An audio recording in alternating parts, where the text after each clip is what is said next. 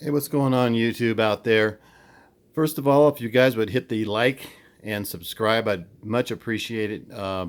These videos take an awful long time, especially when we're doing side-by-sides like we're about to do.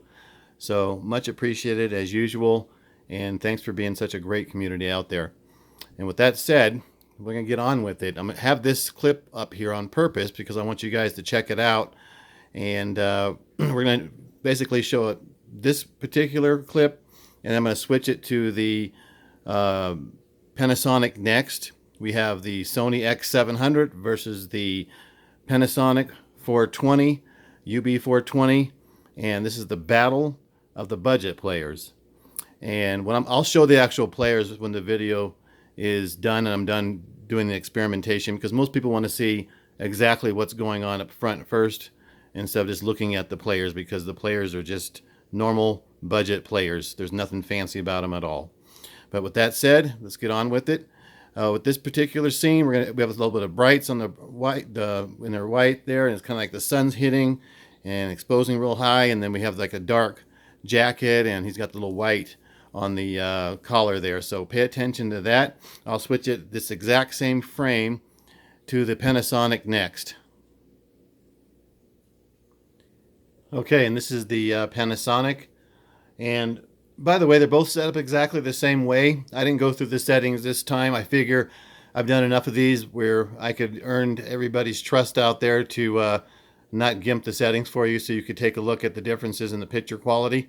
And I feel my reputation should be good enough. For those of you who don't have any issues with that, I'm not going to do it on this video. Just waste a lot of time showing all the settings, and they're set up exactly the same. As a matter of fact, I just hit factory reset on both settings, so they'll be exactly the same. So, and they both have HDMI going directly to the TV, both using AudioQuest Silver 6.1%, and we're using actually modified power cables, all silver power cables on both units. So pretty anal there, and they both have the isolation techniques done to them, as you've seen on the Xbox One X and some of the previous videos. Got a little bit of a fetish for the videos, and this is see if you're going to get what you pay for, basically, because I believe everybody gets what I call the placebo effect when they try these things out and compare them. And to be honest with you, I don't see any difference between the two. It's very close. Sony has a great reputation.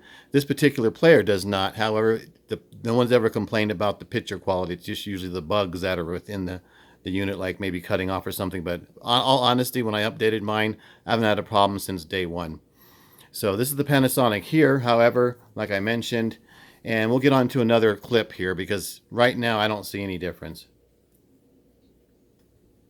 Okay, here's another cut with the Panasonic 420. Uh-oh, we got something on here. You can't match the internet right now. Okay, I don't know what's going on with that. But ignore that. I don't know where that came from. I thought I had my TV offline. Uh-oh, right, guys? Don't want that thing updating, especially with a great panel. But, yeah, as you see, I have this is the same movie, and just giving you a cut with the Panasonic, and then I'll switch it after you guys take a little bit of a look at it here. And we'll switch it to the Sony, and this is an HDR, guys. Okay, now this is the Sony, and on this I could actually tell a difference. It looks like the hair is a little bit more red, but the detail is not as good in the hair. So it's it's one thing or another, right, guys? So I don't know if you could actually mess around with the settings to get the hair more fine detail, but I don't think so. So this is somewhere that I think we're actually going to get a difference, and we'll try one more. But Panasonic won the redhead girls clip here, so interesting. But yes, definitely Panasonic. Both are in factory set mode, by the way. And of course, they're in HDR 4K. So I tune everything exactly the same thing. Like I said, it does take a lot of time just to make sure everything's on par for you guys. This is still the Sony. And I'm not too sure the frame was exactly the same on the last one, so I just wanted to play this for just a few seconds, just in case the frame wasn't exactly the same. It said it on the menu bar, but sometimes it's hard to get them just dialed in 100%. But when I look at it now, it does look closer. So I don't think so, guys. I think it's almost identical. And like I said, both of these are just factory settings. And of course, I tuned them in for my TV, of course, with the 4K and all that kind of stuff, HDR. And these are in direct mode, so there's nothing added. There's no HDMI or HDR optimizer on the Panasonic at all or anything like that. But I could see it now that the lighting changed just a fraction when I changed the frame just to the exact frame that it was on the Panasonic. So I'd say we're splitting hairs, guys. We're splitting hairs. Okay, this is still the Sony. We're going to switch it to the Panasonic in a few here. I'm actually going to play a smidgen of this. And let me see if I got this set right. We're at 3216, okay? So that will go off there. And then I'll play a smidgen of the video so I don't get tagged on YouTube.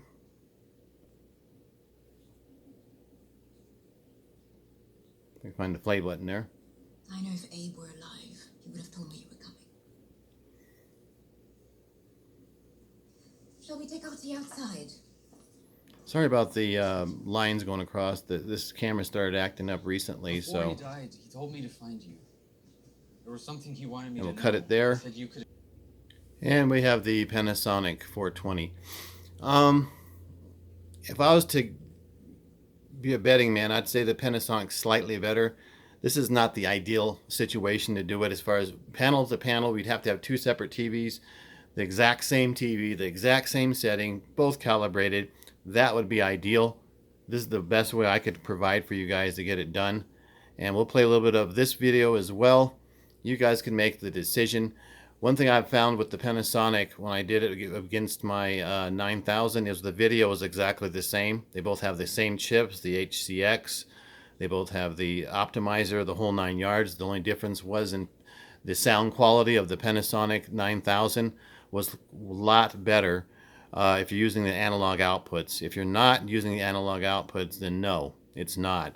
And which I'm not. I'm actually using the HDMI into my receiver. The receiver is doing the audio decoding. So therefore, this is why most people select a budget player, because the video is exactly the same. This will be exactly the same as the 820, and this will be exactly the same as the 9000. Play a little bit of the video for you. I know if Abe were alive, he would have told me you were coming. Shall we take our tea outside? Like I said, splitting hairs, guys. Before he died, he told If I was me to bet, I'd have to say the Panasonic's slightly better. He said you could explain everything. And once again, we're splitting hairs, like I mentioned. So, and here's both of them stacked up on top of each other, so you could actually see the ones I was comparing, like I mentioned to you. And they don't look that great, but they don't look that bad either. And I do have them tricked out, so to speak, with some isolation techniques done to them. And the utmost, as far as the best cable, rather, that you could put on these things. So, or that you'd want to put on them, let's put it that way. I don't think anyone wants to spend more than $300 for their HDMI cables. Although I did get these at a deal for directly from AudioQuest for $50 for a $300 cable, but that was a long time ago, and I knew somebody worked in the actual factory. But anyway, I would have to say that pick your poison, guys.